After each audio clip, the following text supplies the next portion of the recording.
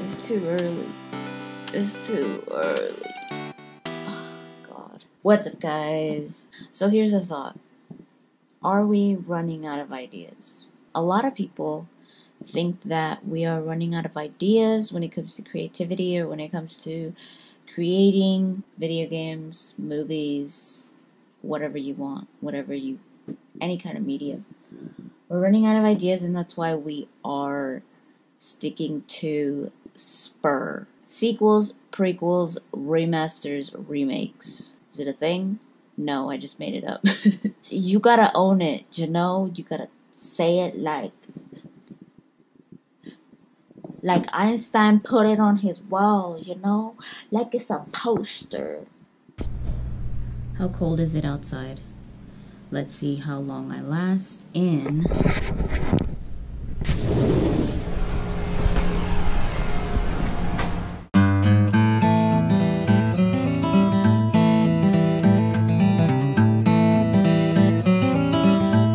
Yeah, no, screw this for a bag of cheese. That's how cold it is. Nick, have you heard of the saying that we only use 10% of our brain? I have. Do you think it's real? No. It's not real. Here's what I think. I think the human brain is capable of an awful lot, and if you're using the total 10% of its capacity at any one time, I think that sounds fair. But to use 10% of the brain as a whole, I think is, I don't know. It's not true. No? No. When you're doing things, even just me pouring my cereal right now, we're using almost our full brain. That's a disappointment. So it's not true. It's not true that we use 10% of our brain. And maybe that's why people say that we've run out of ideas. Because they think that our brain is so much less than it is. See, I've got a thought about that too. Yeah. Do tell. I think it's an institutionalized philosophical concept that school teachers actually teach children. There's no such thing as an original idea anymore. There's only such a thing as retreated old concepts or combinations of existing ideas. Exactly, that's what I was saying. SPUR.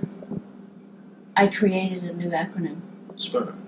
Which is? Sequels, prequels, remasters, and remakes. Oh, nice. Okay. SPUR. SPUR.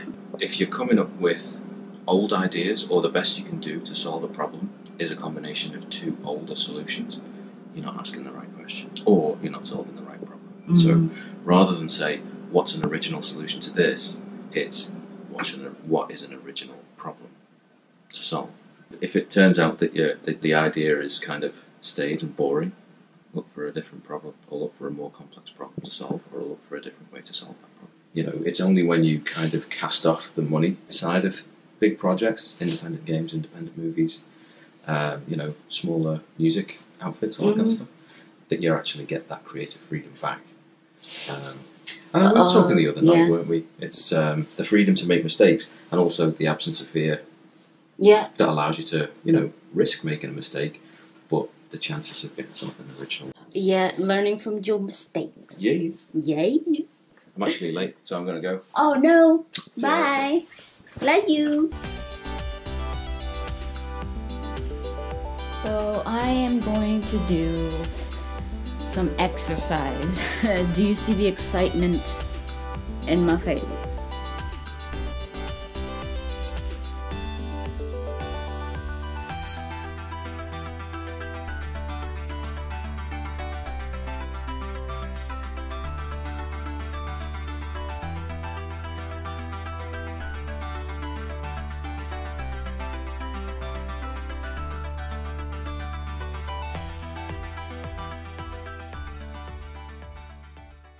Put in terms that we might understand a little bit better nowadays, neurons store memory.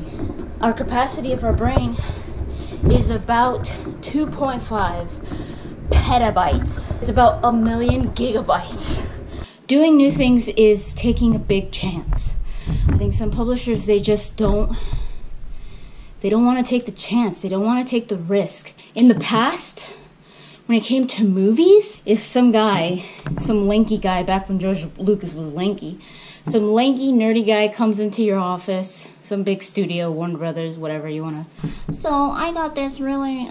I want to make a movie about space, and it's a sci-fi, and there's like this big ship that looks like a plate, and then it's got a little plate on the top, and another one that looks like an X, and it's called an X-Wing. There's like this mythical power that you can't see, but it's like, you know, it's like religion, and it gives you this power. You can read minds. You can move things with your brain, man. Whoa! Alien. He's named a Wookiee. And then there's these little bears. They're called Ewoks. And they're really cute. And then they sing a song at the end, and it's all yup, yup. Yup, yup. And George Lucas gets kicked out of the office, like, probably even the window. And look at it. Star Wars is a classic. And it worked. Everything that they did in Star Wars was like magic in that time. That's why indie now is the time for indie. Risk-taking, chance-taking, quirky little stories shouldn't just be indie. They should not be considering indie as a genre. That is a mindset. It's not a genre. Star Wars was tiny. It was a budget of like nothing for what it accomplished. We've got to focus more on quality. That should be number one, quality, and not size. So many people want to see that. That's why Kickstarter is so huge now. So now you tell me, have we run out of ideas? I mean, there's so many remakes, there's so many sequels, there's so many prequels, so many remasters. We probably have run out of ideas. We need some female Ghostbusters. Let's tell the story that we told before, but now with women. Maybe that was the next step. You know what? The Golden Girls were pretty cool. Now let's make the Golden Boys. Let me know in the comments down below. Thank you so much for watching, and I will see you guys again soon.